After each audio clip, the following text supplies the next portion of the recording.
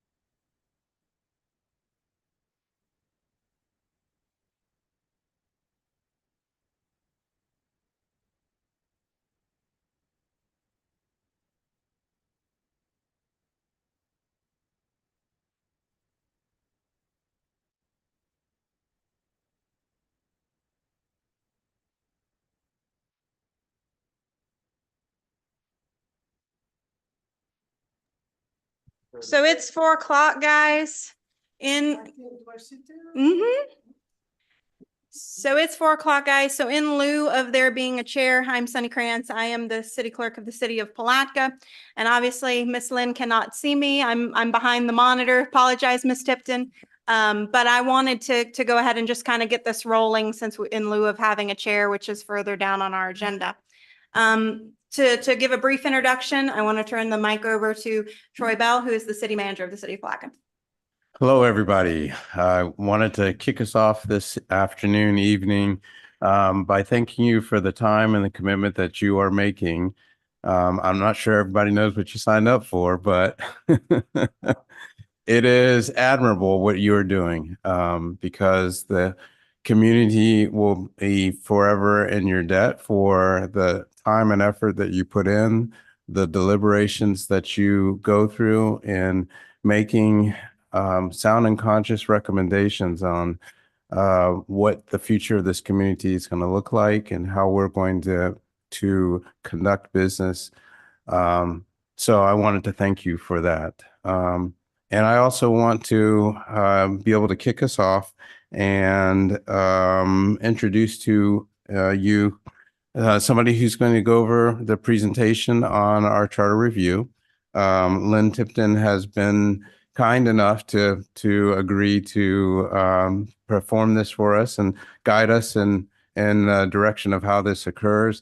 She's done this many times before. This isn't the first time, so you're in good hands moving forward. So again, thank you. And my introduction of Ms. Tipton, I'll let you take it from here. Wonderful. Thank you, Mr. Bell, and thank you, Sunny. Madam Clerk. Can you guys hear me? Why is sound not happening?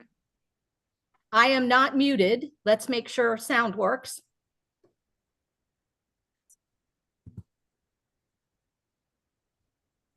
Somebody muted the sound speaker, sorry. Let me try that again. There we go. How's that for sound? Right. Wonderful. Mr. Bell, Madam Clerk, thank you both so much.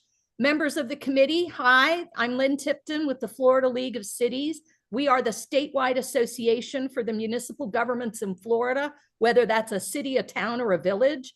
Every year, we're very proud to have about 99 to 100% membership. Palatka, since it's been incorporated, they actually predate the creation of our association as a community. And we've always been so proud to have Palatka's full participation and enthusiastic participation most of the time with the commission and the staff. So I'm going to go ahead and Sunny, I thought if I shared screen, it's easier. You're more than welcome to. Right, to get to the PowerPoint, let's get started with that.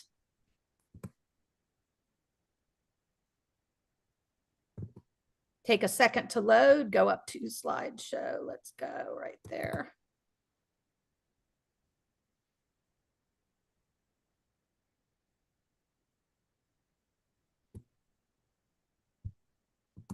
All right, hang on. Got to move the bar. Sorry, it's not letting me click.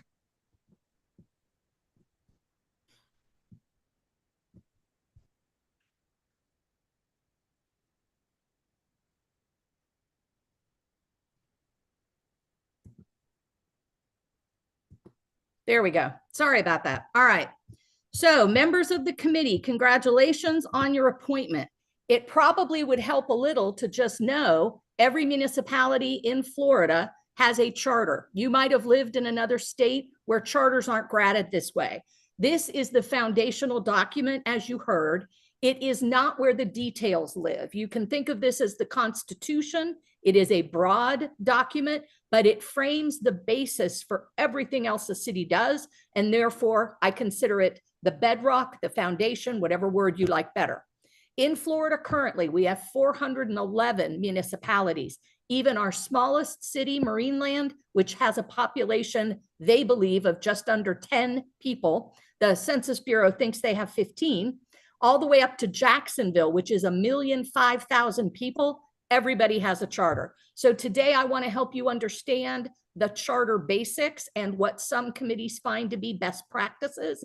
And within those best practices, you all will then begin your work together as a committee. And we just want you to know you're not alone. There are resources out there for you. You're well staffed through your city. and that this hopefully becomes just another element in your orientation to set you off well on your way. I mentioned it's the broad framework. Why did the city get created? People that were like-minded came together and made the decision to self-govern. Under Florida's constitution, the municipal layer is optional. You have to live in a county. You have to live in certain special districts like a school district and a water management district. But choosing to form the municipality, that's upon the people. And therefore, when that decision is made, what's the document that guides them? It's their constitution. In forming the charter, they set forth their vision, their process, what the elected body is going to look like, some other very key and important elements, and then the details will live both in law, by resolution, by policy, which is why most charters are only 8 to 10 pages long when you take out the legal description, what we call the meets and bounds survey description. When you set that apart, you're not looking at a long document, much like the US Constitution, short, sweet, to the point. So why have charter review committees? Our oldest cities in Florida go all the way back to our recognition as a US territory, with both Pensacola and St. Augustine coming into being. As cities, they needed something to help them structure. The word charter is from the Latin carta, meaning contract. The best way to think of this is you're now doing a review of Palatka's social contract with the people and the body they created, the government they created to do self-governance. And governments evolve. And because they evolve, you want to make sure you've addressed in a timely manner what those changes have met, and does the overall structure for the city need to be amended in any way. So you've been appointed to the Charter Review Committee. You usually have a time certain that is often backed into with the election date forthcoming. If there are any items that need to go onto the ballot, we kind of work a little backward that way. It helps staff, and it often helps the committee to know that they're working toward that as a timeline. For some cities, the meeting time of the Charter Review Committee is not wedded to the ballot, but wedded instead to their own election cycles and processes. So we do see a mix of both. You've been tasked to do the review. That review may then lead to actual recommendations to the commission. When the commission reviews those possible recommendations, they will determine then what could be put on the ballot or referenda for the voters to consider voting on. Not every recommendation necessarily turns into a ballot measure. Sometimes they do. In addition to you, the committee, which is doing the deep dive, the long discussions, and all the due diligence, you are giving the public the chance to weigh in, the opportunity to be heard, and to take part in this charter review. So your role as the eyes and the ears, so to speak, of the community are then joined with those persons who care enough. Quite frankly, that's what's required, right? They're going to have to care enough to come to the meeting, or perhaps send a letter or an email through staff in order to weigh in on the work that you're doing, the subject matters you're talking about. And if any recommendations do get made, they may very well want to weigh in on those recommendations.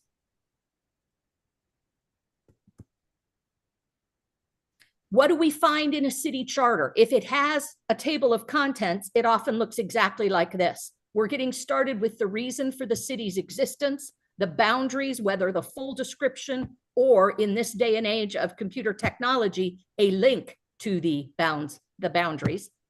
What is the legislative body going to be like? Is it a 5-member city council, a 7-member city commission? What are their terms? How will they qualify? How will they be elected? What is the scope of their work, authority, and responsibility? The form of government is how will the staff be appointed? How will they function with the legislative body? Where will the checks and balances be built into the system? What are the authorities and responsibilities that are most critical to the governance? Charter officers are positions that are defined in charter, not the job description, but the role and the responsibility. There are fiscal and fiduciary authorities and responsibilities in every city charter, some of them given to the elected officials, some of them given to staff, and some to both, again, looking for that balance.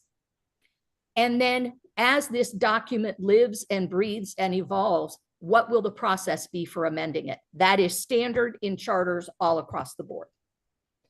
Some of the elements that most charter review committees end up spending their time with naturally come back to that legislative body. We use the words commission and council interchangeably in Florida. There is no difference between them. We tended to find in the early days for the 1600s in the United States that council reflected the British system that we brought over. However, council, or as the years went by, not being gender neutral, the word councilman became council member, council person, whereas commissioner was gender neutral, and a number of cities changed their charter to commission. But just know that historically, that's why you see both words. So what's the right size for a city council? We have as small as 3 in Florida, all the way up to 19 with Jacksonville's consolidated city-county government. Somewhere in that mix, you'll find your sweet spot. For our folks, 5s and 7s are our most common numbers. We have some 6s. What's the right length of their term? 4 for many people is perfect. It takes 3 years to learn the budget, I'll throw in, because there's the year you're auditing, the year you're in, and the year for which you're planning. As a result, 3 years. So the cities that use 2-year terms, somebody's always missing out on that full cycle. For the 4-year term, we have folks that argue that's too many. We have cities in Florida with 3-year terms because that was the compromise where they arrived. So between 2, 3, and 4, what's the right amount to their term? How are you going to elect them? Does everybody run at large? Do you run by single member district? Do you have to live within a district but run at large? What's the right way? What's most reflective of your population to putting a legislative body together? How are you going to choose the person who's the head? Not every city in Florida uses the word mayor, but the vast majority do. So if you've got a mayor for most of our cities, in that case, how do you want the mayor to be elected? Do they hold the term the whole time? Does the mayor rotate in 1-year terms by seat, seat 1, seat 2, seat 3? Or does the mayor get elected from within the council? Everybody on the council runs and is elected, and then one person per year is elected from within the council to be mayor. There's a wide mix of that around Florida. You've got to help the rest, with the public's help as well, decide what is best for Palatka. When I talk about the forms of government, the form for Palatka is commission manager, also called council manager. This is the form found in most of the cities in Florida, as well as most of the cities in the United States. We often say it's the most prevalent, rather than using words like popular. It is most often seen, okay? The complexity of government and having a professional appointed manager serve in that role. Since World War II, that has been kind of the driving force in forms of government. Referring to mayor-council forms, you'll see the words weak and strong. These have nothing to do with the mayor's personality. You just need to know it's part of the bigger vocabulary lesson. What it's related to is in the charter, what is the authority for the mayor? Is the mayor administering as well as being legislative?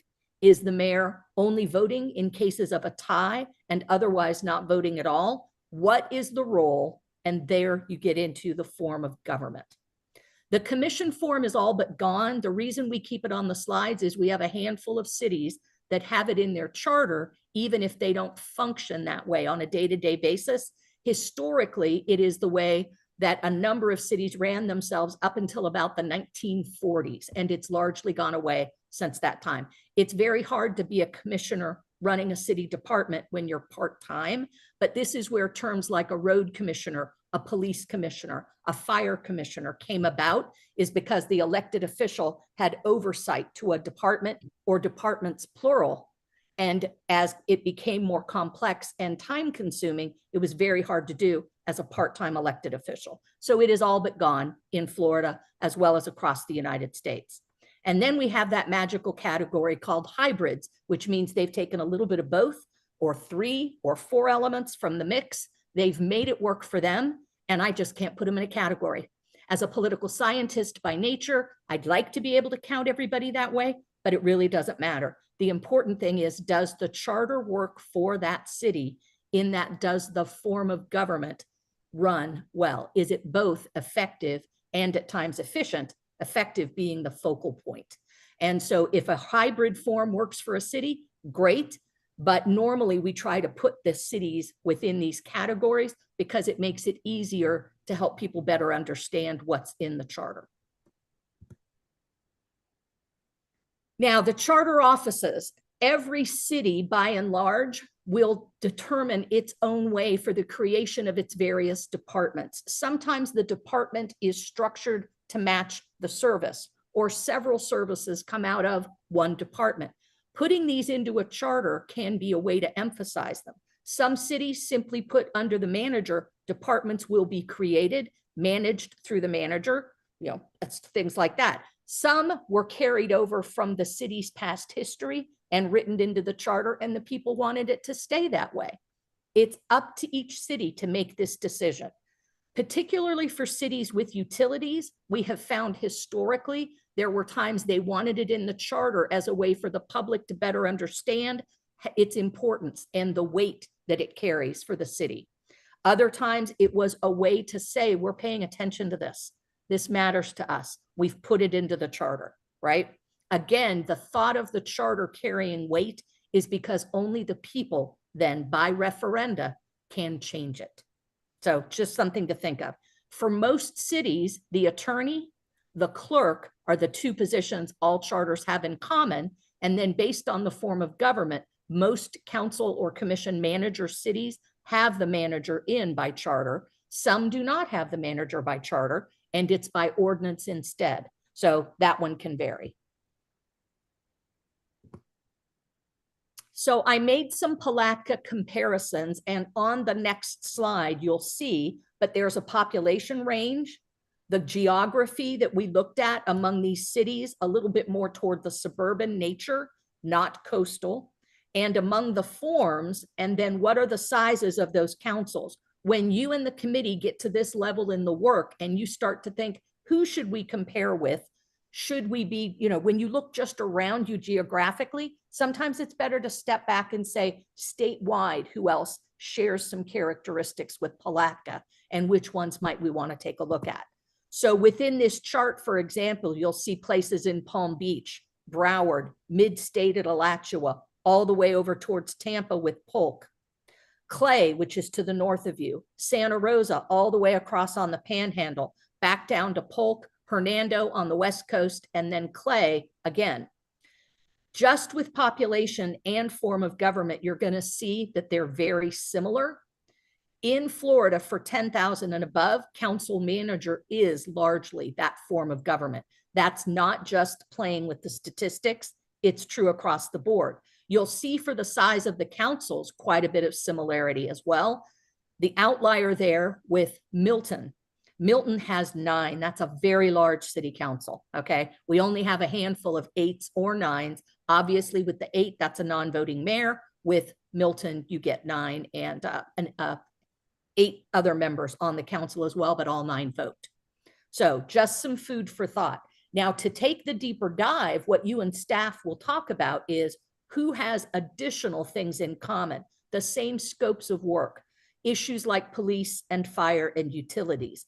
And then within this list, you can focus on 2 or 3 for what is called a peer city comparison. What is the most like Palatka if you decide you want to do that side-by-side charter look? And that's something only you and the members of the committee can get to, but this kind of a slide helps with that research. So some of the things we see for best practices among charter review committees, obviously all of you are representative of the commissioners who appointed you. You're going to be meeting in the public, regularly noticed, with the opportunity for people to be heard and for you all to have the chance to talk. In what is I refer to as the modern era, because I've been with the league long enough that we were pre-computer when I started, it used to be very tough to share the work of an advisory board like yourselves. Nowadays, with a website, your minutes are going to be there. Your agendas are going to be there. The public has a much greater opportunity that way to know what you're doing, when you're doing it, when the discussions are coming up that are going to matter most to your public. And that way you really do tend to get greater participation. Back in the old days, it was post the notices in the libraries and on the community board at Publix, and go around to all the different community groups and say, hey, by the way, this is our year for a charter review. Can we get you all to come to a meeting? Would any of you maybe want to serve on the committee? I will tell you, the electronic age, the digital age, has certainly helped with getting the word out for work of committees like yourselves. When you get into the recommending phase and you know you're getting ready to take things to the commission, some charter review committees put together more or less an FAQ, a frequently asked questions, or a little white paper that goes along with it. Here's why we brought up issue A.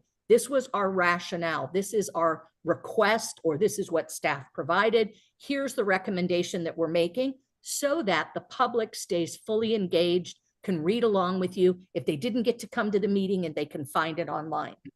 I mentioned going around to different civic groups. If you find yourself at a referenda level with potential amendments, know that the public might be anxious to engage with you, and that your local League of Women Voters group, Rotary, Kiwanis, and Elks might serve as hosts for a forum at which the charter can be talked about and any potential amendments. I realize that's way down the road, but when you begin with the end in mind, sometimes you can start to plan along the way for where these might occur, and occur well, so that again, the public, every possible voter, has had that chance to engage and to learn ahead of any potential referenda.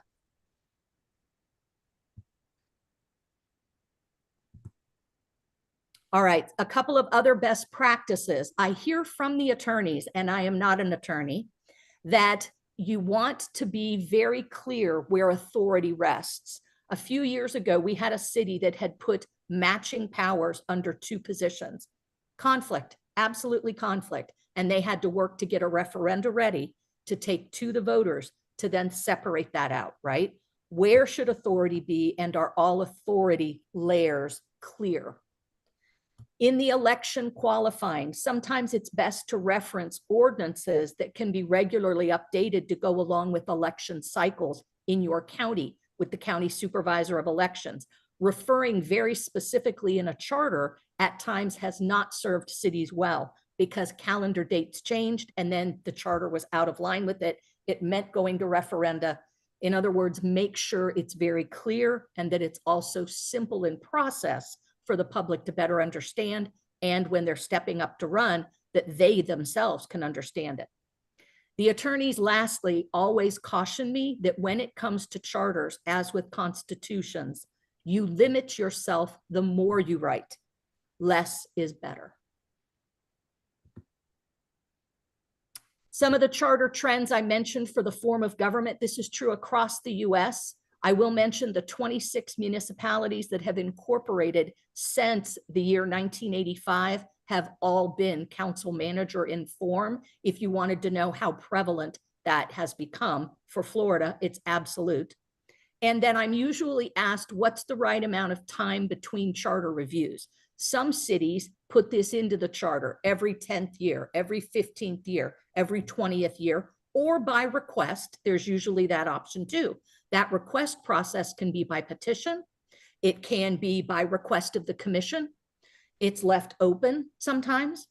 I usually find that if it's less than 10 years, it's a newer city and they're still working through the things that have occurred since incorporation.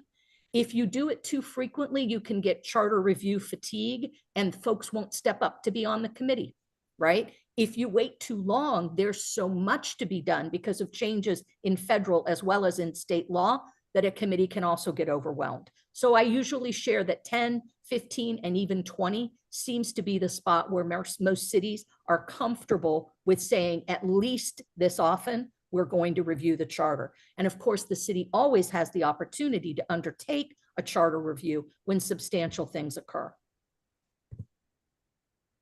Some of the questions that are posed, and I won't read this to you, from the Model City Charter, which was put together by Teddy Roosevelt and a group of concerned New Yorkers when they formed the National Civic League back in the 1890s. These are just things that help a charter review committee get started. There are more within the Model City Charter document that go by article and article within the charter, but most committees find that this handful of questions is at least a place to begin. And then I wanted to list, in terms of being able to do some of that comparative work, how you find the Model City Charter. And there is a Municipal Code Corporation library with a Florida specific page on it. Over 100 of the cities have their charters online and listed and available with a click of the button. Otherwise, going to an individual city's website, usually within the office of the council, the manager, or the clerk, you will find as well the charter online. It's only in our very smallest cities that we don't have their charters online somewhere. And in any event, that is a place to consider beginning.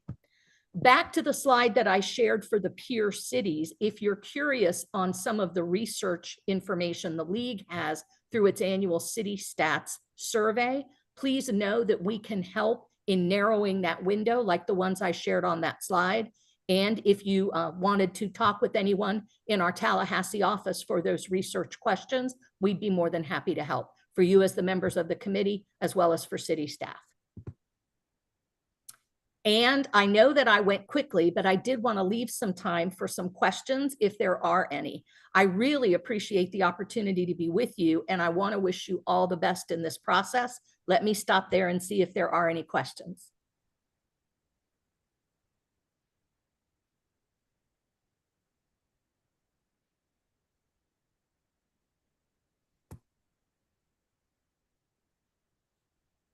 Any questions? How long of a procedure is this? How much time do we look at? Like a couple of years, or? I think you mentioned it, but. Well, for most cities, it's 3 to 6 months, 6 to 9 months, 9 months to a year based on the scope of the review. I'll let someone from Palatka answer that more specifically, of course. Hi, Lynn. I actually just saw you at your FLC webinar earlier this afternoon. Nice good job. to see you. Thanks. Hi, everyone. Jane West. I'm the city attorney. So what we are aiming for here in terms of commissioner guidance is the November 2026 general election. We're aiming for a general election so we can capture the majority of the electorate vote. And so in order to, as Lynn mentioned, we have to back up the dates because we have to have documents into the supervisor of elections by a certain date. So what we're looking for from you is a hard deadline to present your recommendations in April of 2026. And I'll get into that later on in my PowerPoint presentation. Thank you. Any other questions for Ms. Tipton? No, I just like thanking Ms. Bless you. Tipton for working with Palatka once again, and we just definitely appreciate you giving us the insights and the framework for us to go ahead and get started working. It's always great to see you. Great to see you too. I'm so glad you're serving on the committee. That's wonderful. Well, I will thank you all again for your time. Wish you all the best. Please know that you are not alone. I'm regularly in touch with your city's staff, and I know that they will get a hold of me if there's anything the league can do to be of assistance to you. So I wish you a great and inclusive and engaging process. Thanks again. Thank you. Thank you, Ms. Tipton. Thanks. So you see me coming to the podium here just to guide us through this initial process until you selected chairperson, vice chairperson to move forward, just to get us through this agenda. But I do want to recognize that you have myself as a resource for this committee, as well as Ms. West, who you will hear from later on in the agenda. But Mr. Gamal is here. He is new to our organization, so some of you may not have met him yet. But he is the director of planning. And in saying that, I'm new to the organization as well. And I see some new faces here that I haven't met yet, but I look forward to, if I haven't met you yet, getting to know you and introducing myself and being able to, like I said, get to know you better. But also a gentleman who's not here currently, but will be working with the committee as a support is Mr. Griffith, the Assistant City Manager. So I wanted to let you know that all of us are here as a resource to be able to support the important work that you are embarking on accomplishing here. And as Ms. Tipton alluded to, this very well can be the foundation of our organization. The gravity of what you have before you is critical. And to your point, that it can be a 2 or 3 year period whenever a review comes up, and that's something that you have to look at. What is the frequency of your reviews in the future? As Ms. West said, our target is 2026. So we're getting started now so that we can provide the information that the commission needs in order to meet the target deadlines to get this information on the next election cycle. So with that said, feel free to use us as a resource. Any questions inside the meeting, outside the meeting that we can help address, but this is your meeting and this is your organization. And I will stop there and turn this over for the next item on the agenda for a brief discussion of parliamentary procedure.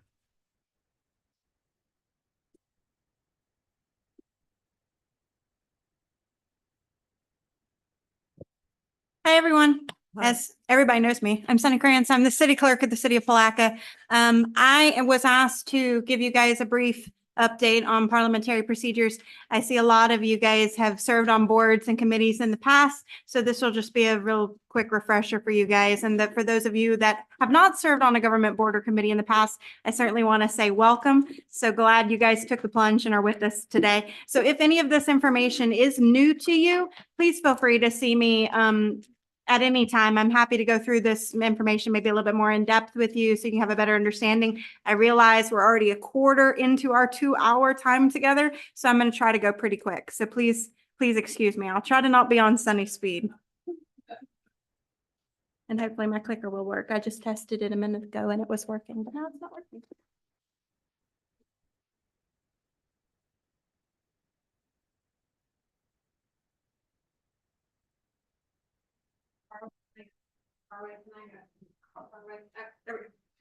Okay, parliamentary procedures. It's the code and rules of ethics for working together in groups. It governs the orderly and expeditious fashion and transaction of meetings. It's particularly government meetings, but as you can see, there are other forms of meetings. Carry them on as well. Board members have the right to speak. Everyone has the right to make their opinions heard as long as it's done in a method that the other board members can tolerate. You'll see that I've thrown a couple of definitions on this slide that I feel you may find helpful, because not only are you guys needing these definitions for your decision-making process amongst yourselves, but these are also things you may want to include in the charter for certain decisions to happen from the commission level. A quorum means more than half of the majority of the voting body. A majority is more than half of those voting. 2/3 majority or 2/3 of the majority. Kind of straightforward. Sometimes you'll hear a super majority also. In a case of a commission of 5, it would be a vote of 4 to 5. A motion, here pretty much why we're here, why I'm going through this right now, these definitions.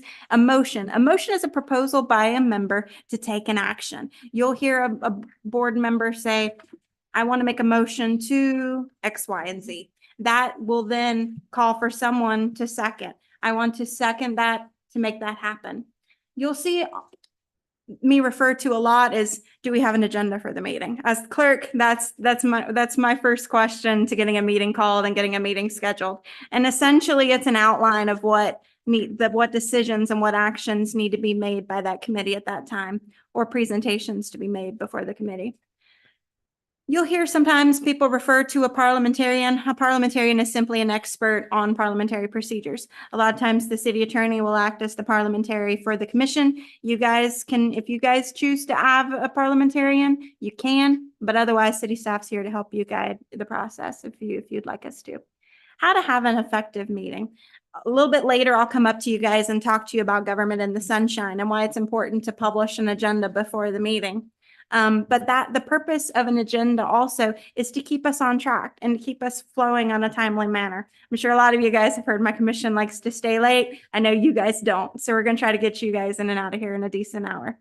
Call the meeting to order on time. You have to have a quorum to conduct business, which is why you'll hear me call you guys and say, hey, just want to call and say, will you be at the meeting? It's not that I don't trust you to be at the meeting. It's just to make sure that we have quorum, that the other board members can expect you here. And so that we can flow through on a timely manner. Moving along to agenda creation. And I know my slide's acting kind of weird, but essentially your agenda is trying to ask everyone, what problem am I trying to solve? So on creating the agenda today, we knew that some people may or may not have experience with parliamentary procedures, may or may not have experience in writing charters. So we tried to write the agenda for those items to flow together. I'll talk about the Sunshine Law a little bit more. Of course, the purpose of an agenda is to value everyone's time.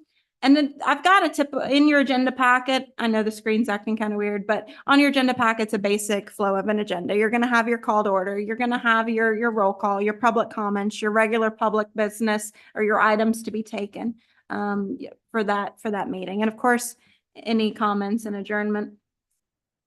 On the next slide, you'll see your typical procedures. Everyone has to be recognized by the chair to speak and for an orderly flow of dialogue. So you'll hear me a lot of times say, Madam Chair or Mr. Chair, may I do this? And it's because I'm getting the permission of the chair to do that. All of our comments as the public are directed to you guys as a board. And if you're asking for permission, the chair gives that permission. And then likewise, you to each other, your comments are directed to the chair. So, and of course, we just touched on it just a minute ago. When you guys know that you have an action in mind that you're ready for the committee to take, you make a motion, someone seconds the motion. It is then up to the chair to restate the motion so that everybody has the ability to understand what the motion said. And of course, that was more important back in the days before microphones, but still, restating the motion is very helpful to your clerk. No member can speak twice at the same question. All others must have the opportunity to speak. This really comes in when you have a board of a lot of people. If people are constantly taking turns to speak on the same topic, we would be here all night. So when debate is over, question is called. So a lot of times when you're listening to a board meeting, you'll hear question. It's not that person has a question. It's they're ready for the chair to call the vote. I think we're ready to move past this discussion level. Let's call for a vote. That's what question means. Then your vote's taken, and then the chair announces the result of the vote. So the vote passed, the vote failed. How many were in favor? How many were against? So Robert's Rules of Order, you'll find, is what the city of Palatka typically will follow.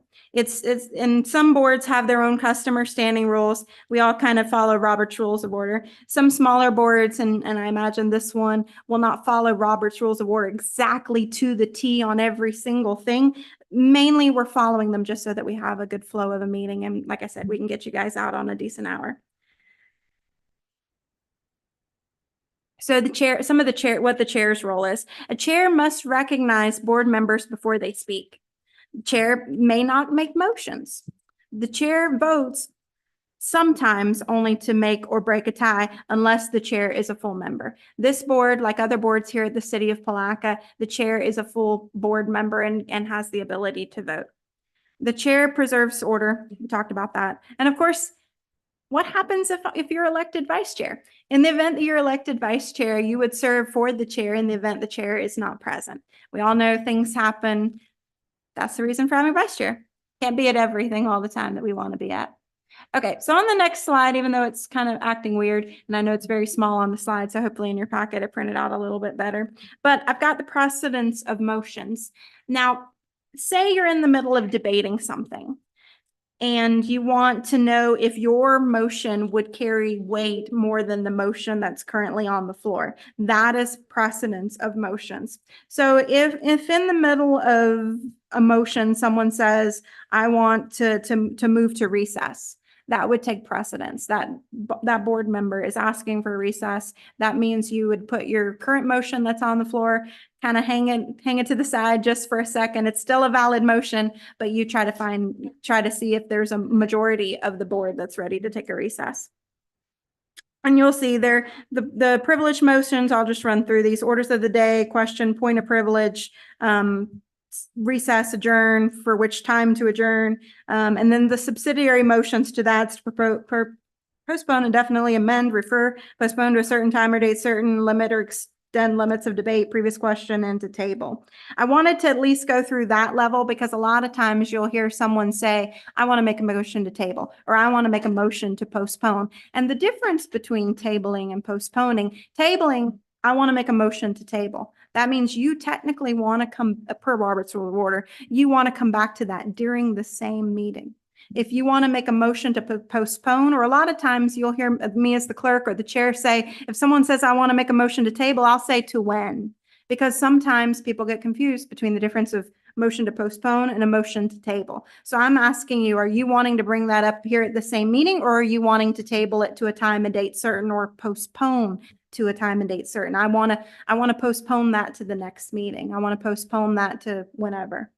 So that's kind of precedence of motions in a nutshell. I won't take you through a quiz because originally this PowerPoint was made for somebody else, but I'm happy to quiz you later if you want a quiz.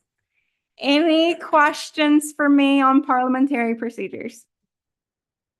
I just have a question. I don't even know who the chair is. Who is the chair? You guys have not gotten to that point on the agenda to vote for a chair yet. Thank you. And when you guys do, I'll ask you guys to play musical chairs so that you won't feel the burden of sitting in the middle. Thank you. All right, so we're gonna turn it. Oh, well, I think am I next? Sunshine Law. Roll call. Okay, I didn't think I was immediately next. Hold on, I'm gonna go back to my seat now. I'm gonna play my role as clerk now.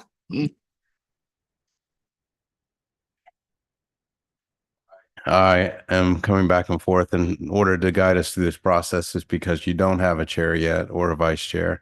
And once you do select that, then that person will take over and guiding us through the rest of the meeting.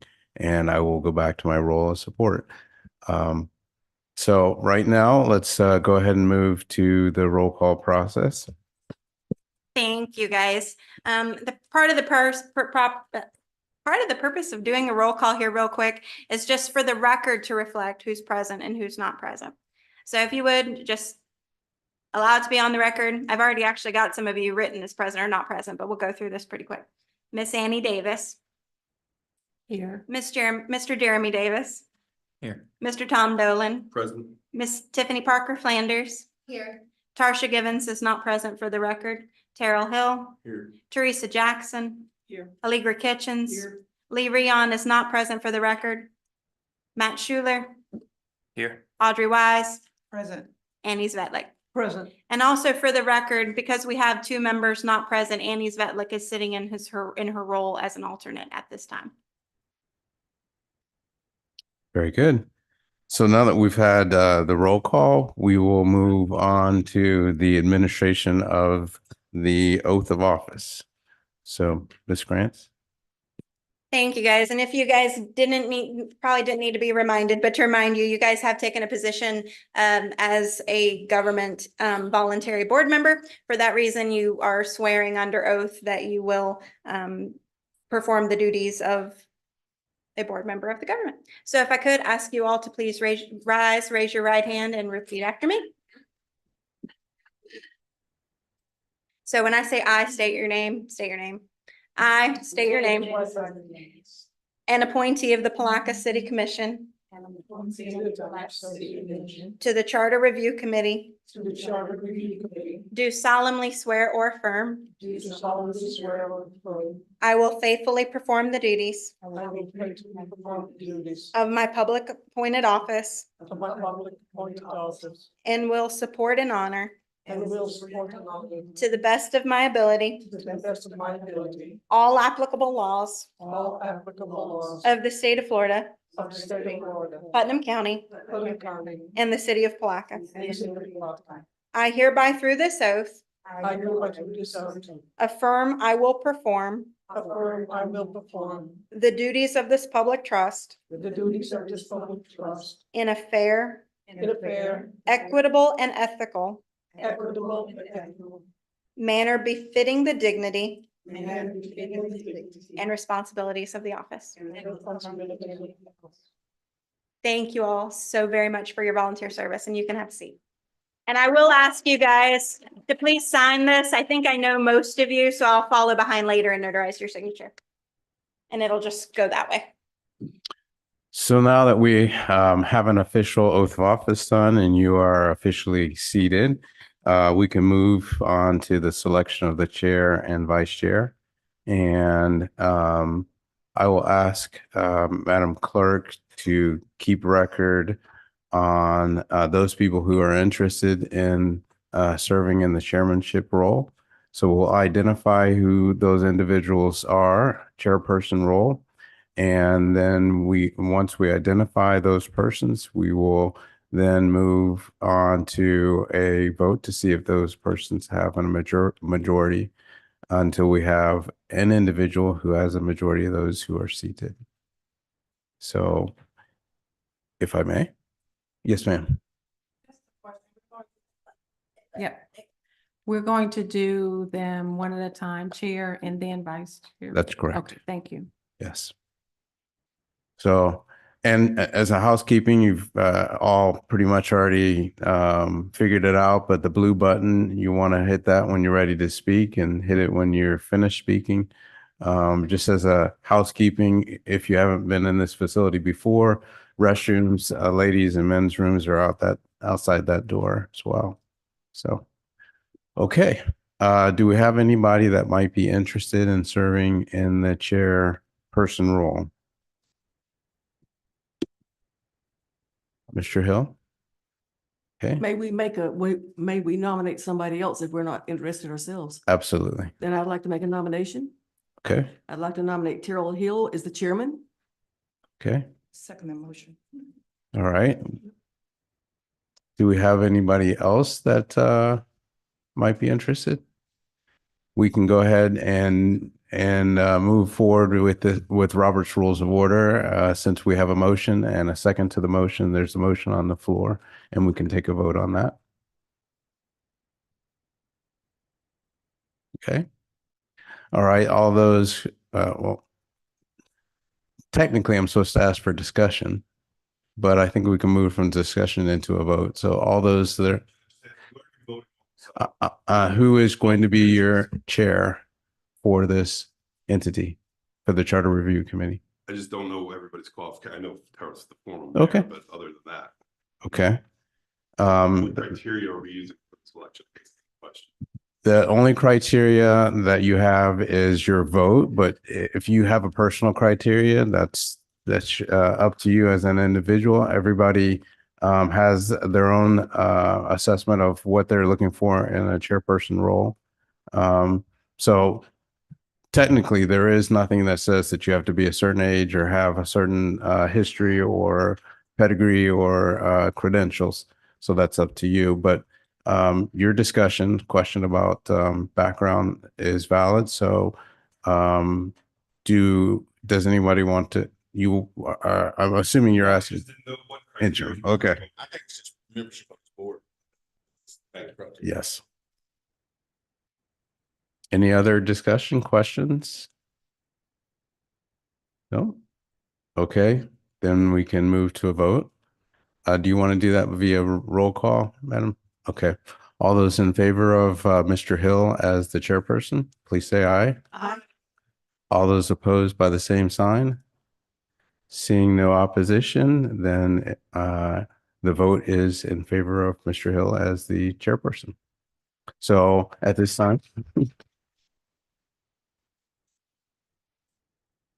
I would turn it over to Mr. Hill to conduct the vote for the vice chair.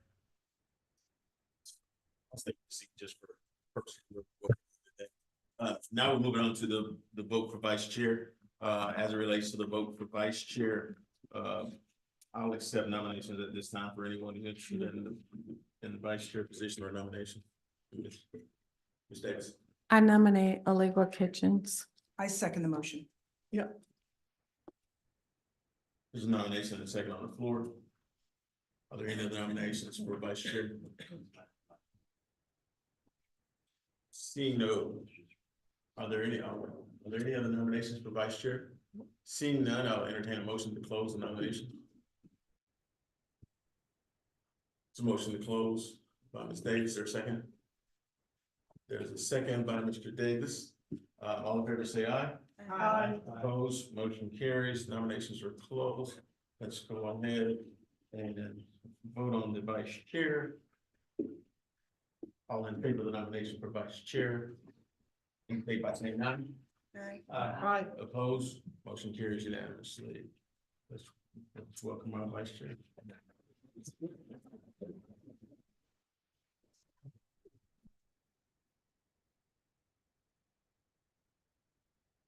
All right, we've got our chair and our vice chair in place. We'll now move on to item F on the agenda, which is Sunshine Law overview.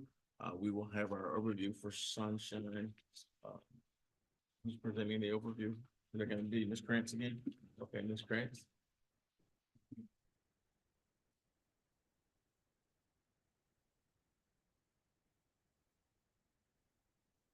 Hi, everybody. This is my favorite topic because welcome to the presentation of Sunny and the Sunshine. The Sunshine Law. Florida's Government in the Sunshine Law allows all of the public to have access to their governmental proceedings at the state and the local levels.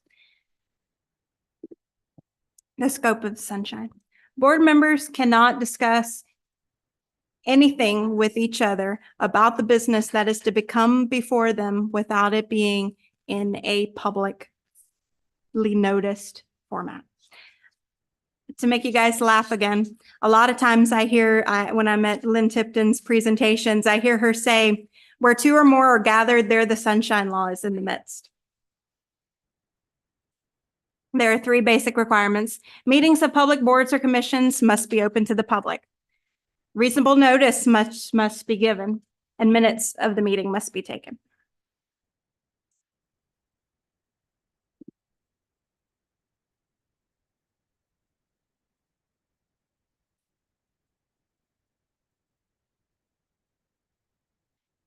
So to kind of tie this in with the previous slideshow, while boards may adopt reasonable rules and procedures to ensure the orderly conduct of the meeting, the Sunshine Law does not allow boards to ban non-disruptive videotaping, tape recording, or photography at public meetings.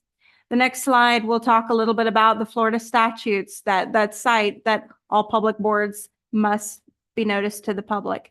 The next slide, I'm going to go through these pretty quick, guys. The next slide talks about penalties, including civil action, criminal action, or removal even from office. Next slide starts to flow into the Florida Public Records Law, which is also a part of Government in the Sunshine. Under Florida Statute Chapter 119, all records of a governmental entity or board are open to the public and is a public record. The next slide will talk to you about what public record means. Literally, it means everything. Email correspondence, text message correspondence, letters, videos, recordings, anything of that nature about a topic that is to come before you as a board becomes public record. Public records disclosure and retention. As a voluntary board, a lot of what you do is going to be communication with staff. Because it's communication with staff, staff will keep record of that communication. Providing public records, Florida statute says that any member of the public can access and be provided reasonable access to public records.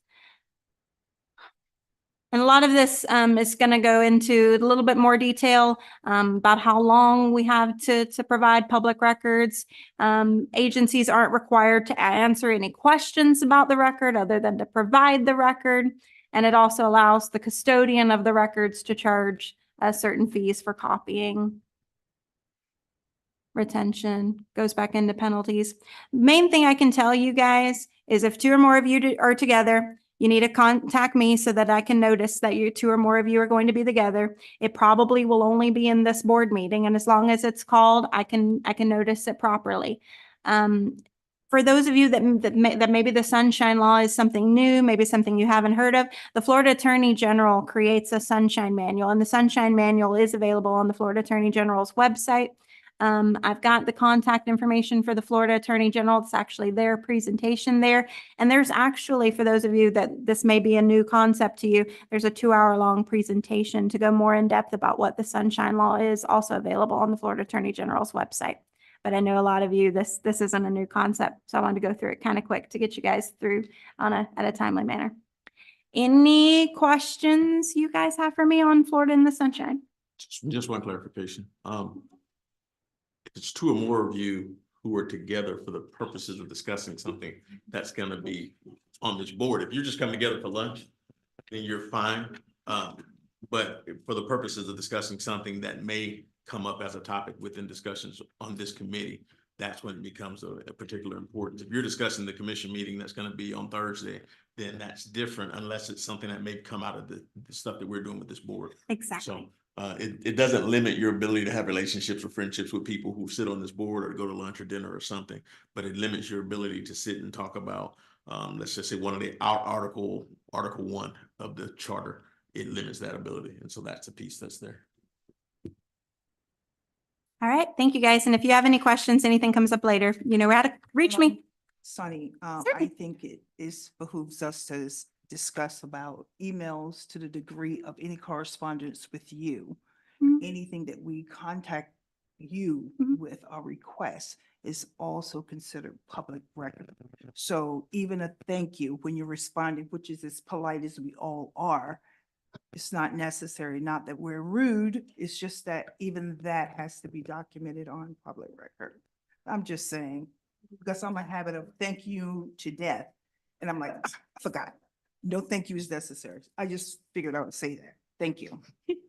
Thank you for your comments. Thank you, Mr. Chair.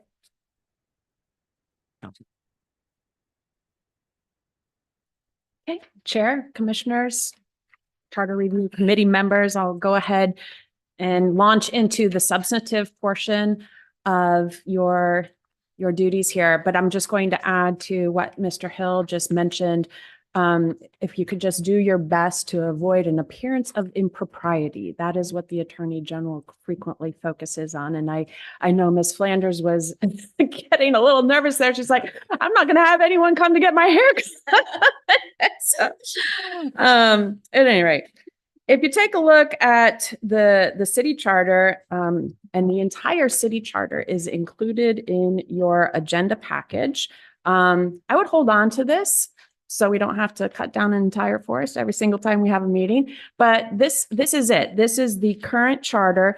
And if you start flipping through it, you can see quite easily that the overwhelming bulk of it consists of the city's legal description. Okay. So fortunately for us, we are able to amend this part of the charter by ordinance. Thank goodness, because otherwise this would be quite the task, right? So that is the one part of the charter that you can leave alone because that has been automatically updated through ordinance for annexations, for example. It's already codified in our municipal code and you don't need to worry about that. However, every other part of this charter is subject to your review. So I'd like to launch into the PowerPoint presentation, if you don't mind, Sunny. And I don't have the clicker with me, so I'm just going to depend on your skill set for going next. Okay. So again, Jane West, the city attorney, please feel free to contact me if you ever have any questions about any of the material that we have discussed here today or at any of the additional meetings. I will be attending all of your future meetings, and so you can rely on me as a staff resource moving forward. So very briefly, next slide, please. The authority to amend the city charter is codified not only in the Florida Constitution, but also by Florida statute. And you can see under Florida statute, there are a couple of different ways that a municipality can go with amending their charter. They can do it by the way that we are doing it now, Or they can also do it by a petition signed by 10% of the registered electors. So this isn't the only mechanism for reviewing a charter. Just keep that in mind. Next slide, please. So the scope of review, we've got a couple of different articles here that the city commissioners have specifically requested that you take a deep dive on. And that's Article 2, the city commission, Article 3, the city manager, Article 4, elections, because the city of Palatka does not do their own elections. We need to be mindful of that. We depend on Putnam County Supervisor of Elections to conduct our elections. And we're thankful for that because it's an incredible expense. But the way the charter is currently stated, that does not reflect what current practice is. So that's something that we're going to need to address. And then finally, Article 5, miscellaneous permits. Next slide, please. Okay, so Article 2, you're going to see a lot of different sections here. And Ms. Tipton went over the commission manager plan. She indicated that that is how the overwhelming number of local governments, not only throughout the state of Florida, but throughout the country, are structured. We've got Section 21, terms of office, election dates. Section 22, residency requirements, a bond. Who is the judge of an election and qualifications? Again, there's that reference to election. We're going to need to clean that up in this process. Section 23, a majority constitutes a quorum, the number for adjournment, compelling attendance of members, vote required for adoption of ordinances, resolutions, and entrance on journal. These are all, we're going to do deep dive over the course of the next 2 years on each of these sections, right? So I'm just kind of giving you a broad overview of all the different sections that we're going to touch. Section 24, newly elected, time designated for assuming office and regular meetings. That can all be adjusted via the charter. Section 26 pertains to the mayor's power and authority. Next slide, please. Article 3 pertains to the city manager. Article 30, just go back down. Section 37 pertains to removal. Section 39 pertains to the powers and duties of the city manager. Next slide, please. Article 5 pertains to miscellaneous provisions. It provides for the authority for the formation of a charter review commission to review the charter. And you, as Ms. Tipton pointed out, you submit those recommended charter amendments. You can do that on a scheduled basis. And again, I'm going to go over the timeline in terms of what our expectations are. And this is just to kind of provide you some guidance. But it also, like I mentioned before, does provide the authority for a citizen initiative process. Just based on my personal experience in other jurisdictions that have done charter reviews, when you start hearing from the public that attends your meetings, you may find that they're really focused on a particular issue. And if you don't happen to agree as a committee that you want to move forward with what they're pushing, they have the option to go ahead and initiate a referendum process. So just keep that in mind. Next slide, please. At the end of the day, this is what the end product of all of your work is going to look like. Your question, and I pulled this off of St. Augustine Beach because I had experience there, but basically the question that is going to be posed to the voters needs to be set up in a simple yes or no format so they understand. Unlike amending the Florida Constitution, which has a legal requirement for a single subject rule, we don't have that requirement here. However, my legal advice would be to keep this as simple as possible. If you start packing too much into that yes or no question, you're going to confuse the voter and you're not going to get the result that you're striving for. So, for example, here in St. Augustine Beach, we had a height limitation issue because there was concern among the residents of St. Augustine Beach. There was concern that it was going to start looking like Daytona Beach, and they really wanted to have a height limitation. So it was limited to 35 feet in height, doesn't include architectural features or any roof structures, so long as such features and items do not extend more than 10 feet above the structure. I can tell you, even though this seems like pretty simple and clear, there was a lot of controversy when a big hotel came into town. So it's really important to try and, work with each other, converse with each other, throw out those hypotheticals so you can kind of weed out, hey, how could this potential language go sideways? So that's on you to try and figure that out. But at the end of the day, that's what we're looking for is a yes or no question for the voters. Next slide, please. So what's the process? You are tasked with reviewing the charter, obviously. You can research topics and then report back to this committee. You can assign each other research topics, right? Some of this stuff is going to get really in the weeds. You may need to lean on staff. We are all here to help guide you through the process. And there are also a lot of really good resources out there, the Model Charter Review, Florida League of Cities. You've got a lot of resources. Also, these are public meetings. I don't know what I'm doing wrong here, but obtain public input and feedback. You can host workshops. You can have your meetings take place at different venues, although I know that's going to make Sunny cringe, but you can go to the Elks Lodge. You can go to different venues to present topics and get that public input. Draft amendments to the charter for consideration by the City Commission based upon all that research and public input. And then finally, you're going to submit agreed upon amendments to the City Commission, and that's that April 2026 timeframe. After you make those recommendations to the City Commission, it is out of your hands. You may have recommendations that are 10 pages long to our charter, right? But at the end of the day, it's the City Commission that votes on whether to add those amendments to the 2026 ballot in the form of a referendum. So that's a lot of work, and it is my great hope that the City Commissioners value your incredible time and energy going into this process. But just so you know, at the end of the day, it is their decision on whether or not to accept your recommendations. And then finally, we vote for the 2026 general election. Next slide, please. So here are the deadlines that are really important to keep in mind. We have worked together, Mr. Bell and Ms. Krantz and I have worked together to kind of backtrack what these deadlines are going to be.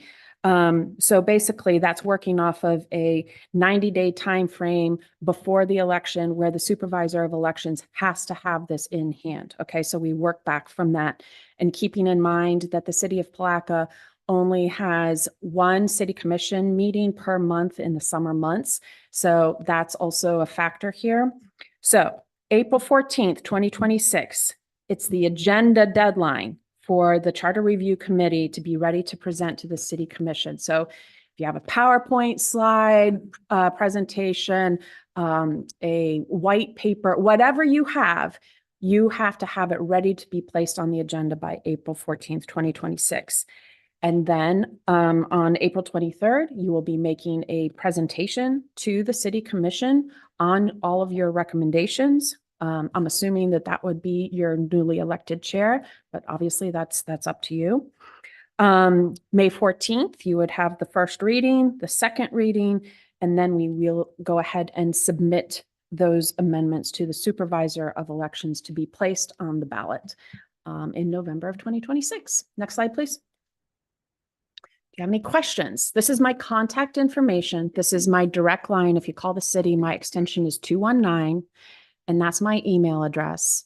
And feel free to contact me anytime. You're also welcome to just swing by my office. I love visitors, but unfortunately I'm in a non-ADA compliant building, so you have to climb the stairs, but I'm happy to come downstairs to meet you. Any questions? No? Great, congratulations. Oh, of course, Miss Davis. So I'm assuming, going to focus on the content of the reviews. So scrivener's errors. Right. There are a lot. And as you look through the charter, you're also going to find that this was clearly written back in the day where only men held positions of authority and elected positions. So you may want to consider having some gender neutral language inserted in the charter. And you know, you've got a lot of discretion here. You can have focus on equality be a major component of a charter amendment, because currently it is silent on that. I've seen some really cool things that other cities throughout the state of Florida have done with their charters.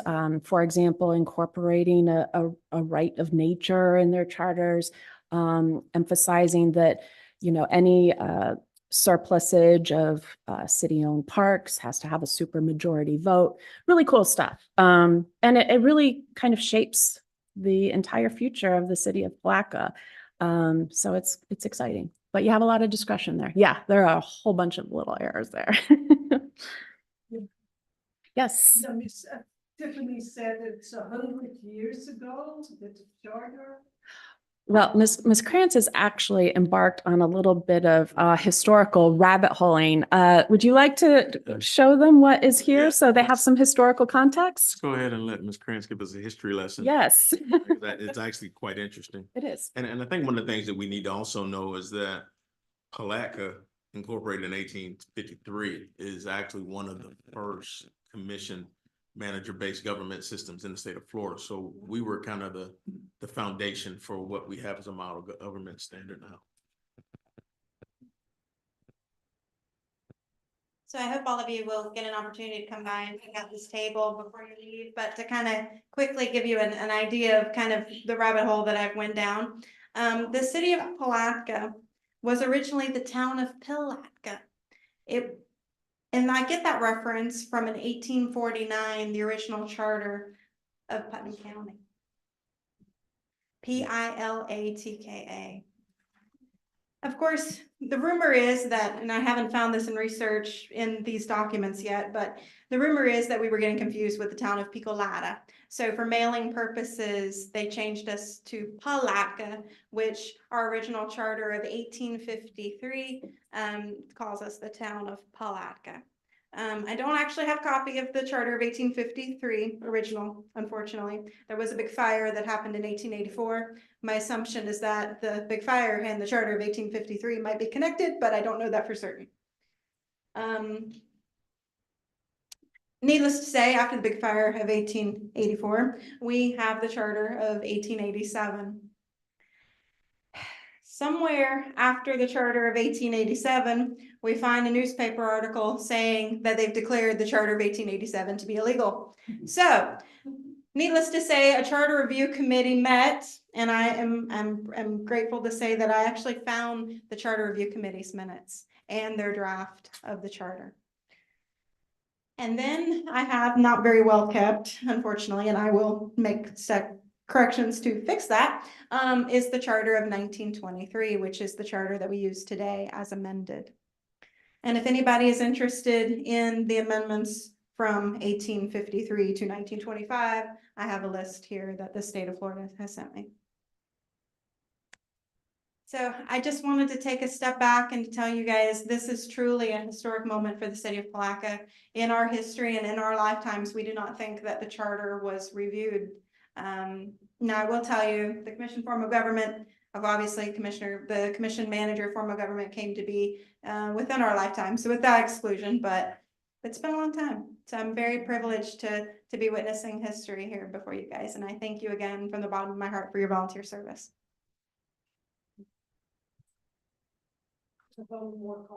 Sure. So how important is the charter really if you can wait 100 years, you know, I mean. Well, it's a good question. And it asks not only how important it is, but how remiss those that are fiduciaries for the community are. So it's a balancing. If you have a really great charter, maybe you can wait that long. We have a constitution. And if you look at the Constitution of the United States, the Bill of Rights, and we're only a few amendments into it over the many years of this nation. So they seem to have done a good job and coming out of the gates, but they also offered the opportunity for changes. So, Yes, ma'am. I'd like to point out that while the charter is 100 years old, it's very, very good and it's worked very, very well. And over the years, it has been amended many, many times. I believe I heard the city attorney say during a commission meeting, the last time it was amended was 2006.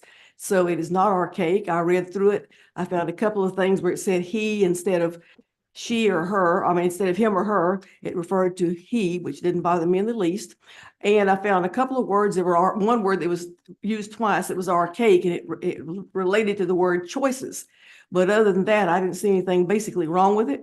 It's been a darn good charter. It's worked very well for the city of Palatka for all these years. And as Ms. West, our city attorney, said, it just needs to be tweaked a little bit, but we have a really, really good document. Right, and I think the other thing that's important is, for example, you look at the St. Augustine Beach piece on the 35 foot height for a building. We have ordinances that address those things. And so there are opportunities, even with some of the stuff that we'll discuss, which may be, you know, the perfect time for a recommendation for an ordinance change, as opposed to something that goes on referendum. Just understand that when it goes on the ballot as a referendum, then it costs money. And so if there are things that we can simply change through our processes, there may be opportunities suggestive wise to talk to council or talk to the manager and see where the other opportunities exist for us to be able to do those things that can be implemented simply through commission action. This is something that I've been harping on for 8 years, and I know Ms. Kitchens has talked about it.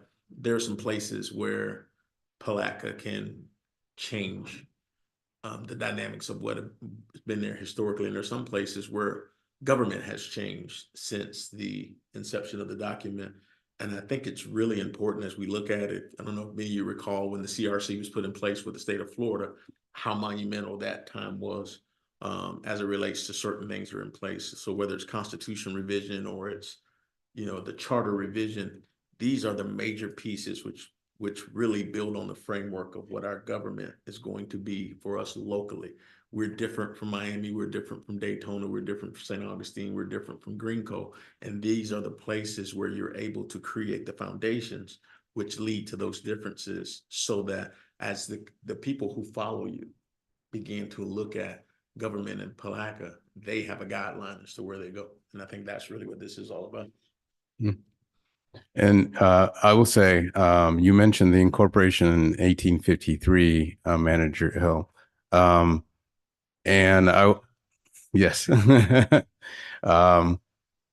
I will say that as a member of the ICMA committee for counselor manager or commission manager form of government, and I sat on that committee and I sat on the committee, same committee in Michigan, that we often reference the fact that Palatka, ironically, is the very first or very close to the first in the state of Florida.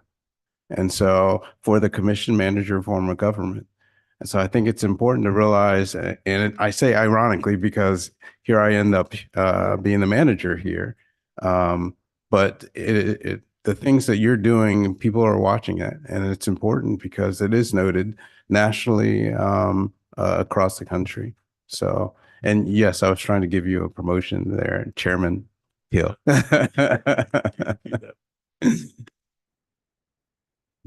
there any other comments or questions at this time? I have a question about my position. So I'm a member at large. What does that really mean? Does it mean that I still have can I still vote if everyone is here? What does my position mean? It's an really? alternate, right?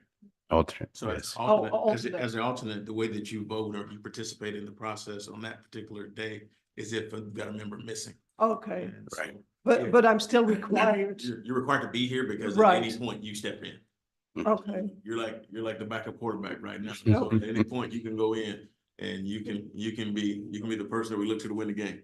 okay. And then I have Very one well more said. question. I believe Sonny said this already, but the meetings are published. They're going to be in the paper with the agenda or what the topic we're going to discuss? They are subject to public record request, and we will make sure that we provide notice so that the public can participate and attend. The meetings will be noticed, and I think what I would want to see from this committee is that we set our own agenda moving forward. I think the first task for us is going to be looking at the charter and then coming back with our ideas, and we create our own framework and direction of how we meet, how frequently we meet, and where we go from there. And that'll be kind of our next task at our next meeting. You and I see Ms. Weston are in the head, so it seems like we're on the same page. Right. That relates. And so I think that's where we fill in the rest of the blanks. So what we're doing is working backwards from the deadline to Yes. finding the time so that we can start to build our own framework. And if we find subject matter where we need to, meet more frequently, then we can do that. And I think that's kind of where we are. I can all but guarantee you that Ms. Krantz will be calling you and making sure that you're coming, so that we'll have those things in place. And then we can kind of work off of Doodle to get us where we need to be as far as setting dates. Because I know everybody's really busy. And I'll say that Attorney West did a great job in going through the structure of the charter as it is. But it is up to this group to decide, do you want to delve into each of those areas or some of those areas, and pick and choose? So it is up to this body to make that determination. And so, and I agree. I think that this board has the ability to look at any piece of the charter and to be able to make a decision. And the framework is the pieces that were outlined are just those. That's a roadmap. That's just some of the things that need attention. And then if there are other things that you may find in your reading, because I'm sure, as we get into it, you'll see things that'll make you start to ask questions or want to look at and say, well, does this really make sense today? And this there, you can always have those things placed in for discussion as well. Through the chair. Yes, ma'am. Question. I heard the presentations and I heard your comment regarding some of the things that Palatka had put in place to amend, being that it was such a long time in between the charters. Will we have that information prior to, will we have that meat and potatoes that's already been corrected through the different resolutions or changing that the commission did prior to us going through this entire document? So the reality of it is it would fill this room as it relates to a lot of the changes that were there. So you will have roadmaps such as the document that Ms. Krantz picked up, which will show you where some of the amendments were. And some of the things have been amended in different ways. I'll give you an example of something that Palatka does that's different than most communities as it relates to just take commission salary, for example. On commission salary can be basically amended by vote of the commission and sometimes that salary changes or its cost of living increases go into it. In other places, the charter says a commissioner is going to make $100 a month. And until there's a referendum in place, commissioners from 1920 to 2024 are going to make $100 a month. And those things have to be done by action. And then you see a lot of commissions start to address things such as that. So I think when it comes down to, say you get to our, we're talking section 25 and you want to say, hey, I want to see what amendments have been in place. Most of it's going to be listed as amended in the script, and what year it is. And you can start to ask Ms. Krantz or ask counsel or ask the city manager to give you that information as to what was the amended language. But typically the language that you see today is the most modern language, unless it's something that's been in place now since the inception. Any other comments on that, or anybody want to add anything to that? Chairman. Just to give you an example of what Chairman Hill was talking about, on page 133 of the chart, I think it's 133 of the package you have, it's under section 24, where it's talking about newly elected time designated for assuming office. If you read down at the bottom, there's a little parentheses and it says laws of Florida. And then it says ordinance number 93-32. And that refers, and it's 1993, that refers to the Palatka ordinance that changed this. So at the bottom of each section, it'll be noted the Florida laws and then the ordinance that changed it, and the ordinance is related to the date that changed it. So you can go to a specific section and then you can see the reference like Mr. Hill said at the bottom. Okay, that was my question. I saw those references and I didn't know if it was something even more than. No, like a lot of it's in Municode. So when you go in Municode, you can put in a reference, it'll pull it up. And if not, the clerk typically has an archive that can get to it as well. And then that way you can kind of see what the transition in thought is. And it's always good. It's kind of like us looking at case law as attorneys. And you realize that the law changes over a period of time, no differently than some of the standards change with whether it's accounting or anything else. Mr. Chair. Yes, sir. And in addition to that, if you do have questions about particular sections, we are available to do more of a deeper dive on that. You can always request that from us. Staff. Any other questions or comments? And so now that we've gone over the scope of work for the committee, we've got an idea of what resources we have available to us. And I think we're going to continue to move as we get deeper into this process. And so we'll go from there. I'll go ahead and close this time the agenda item as it relates to item 1 through G, and we'll move on to public comment. Public comments will be limited to 3 minutes. No action will be taken on topics of discussion. Anyone here wishing to speak during public comment, there's a speaker card in the back of the room. Please fill that out. We'll open the floor for public comment. This thing doesn't make noise anymore. And seeing no one here for public comment, we'll close public comment. That is the quietest gavel in the world. So moving on to regular business. Regular business is determining the frequency of meetings, which we just kind of delved into just now. And so I will open the floor for a suggestion as to how frequently we will meet. Is there anyone who has an immediate idea as to how frequently you think we should meet? Mr. Chairman. I'll go to Ms. Davis and then you. We'll defer. We'll defer to Black Heights. Thank you, Mr. Hill. I was looking at my calendar and the various city meetings and everything, and I thought perhaps that if we met every other month to start with, we're coming up on the summer, and during the summer, the city has budget meetings roughly from June through August. I don't know right now what the dates will be, but it could conflict with any meetings, but I think if we do every other month to start with, and then if we need to meet after the first couple of times we meet, I think then we'll know how often we need to meet. And it might be once a month, it might be more than that, but I would think that. And then there's certain days of the week when we get to that we should not meet at certain time. We don't want to meet when the city commission meets. We got the bond oversight committee of the school board. There's other meetings, so we need to work around that. And I've chosen maybe a good time for it, but I'll get that later when Mr. Hill asks for it. Okay. One recommendation is for every other month. Is there another recommendation? I don't have a recommendation, but I have a question. Can we pay the mortgage early? And so what I mean by that, I know we're talking about 2 years and the deadline, and we're backing up from that. Are we working to use all that time, and there's no benefit to getting done early because we're trying to get it on the 2026? So if you can. Swess. Sure. So if we were to try and get it on the 2024 general election, we would have to have everything, all your recommendations into the supervisor of elections 90-day vote. We can't do it. It's just too tight. The alternative to general 2026 is to host a special election. We don't recommend that because it's expensive and you don't get the turnout. So this is the date we're dealing with. Right. So, so does that question also encompass just the fact of saying, hey, can we get the stuff that we need done prior to 2-year period, and then we just hand it over to the city to deal with for the election cycle?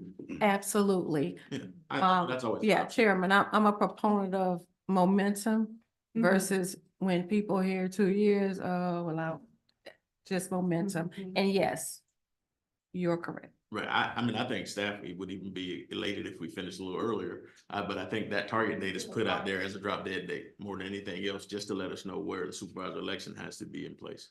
Any other recommendations? Yeah, I think if you talk about momentum, once every 2 months, I think that's too long of a period in between. I would recommend once a month. We don't know how much, and we can always change it to once every 2 months, but we don't know how much we're going to cover. We don't know how much discussion we need.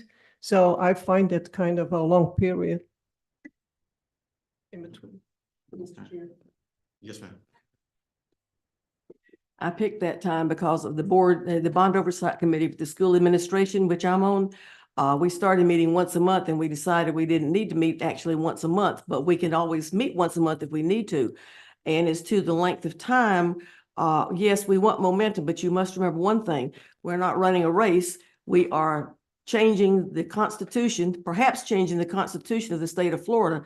And you need to take your time. You need to think about it very carefully. You need to look at the current, the charter. You need to be very, very careful because what you're doing today is not a knee-jerk thing that's going to be over next week. It's going to affect the city maybe for the next 15 or 20 years. So you need to take your time. And I think definitely during the summer months, every other month is better, but because of all the meetings. But naturally, if you all decide to meet once a month, that's fine too. But there's so many other meetings, but that's up to the committee. But I just wanted to explain why we need to take our time. Momentum's good sometimes, but not in this particular case. But I'd be pleased if we finish early. Through the chair. Ms.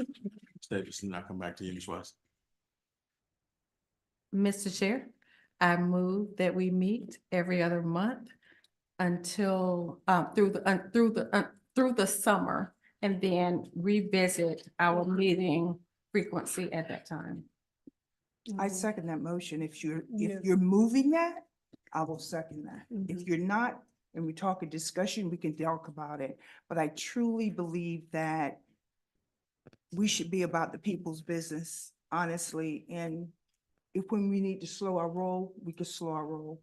But I truly believe every other month during the summer, because people do have vacations.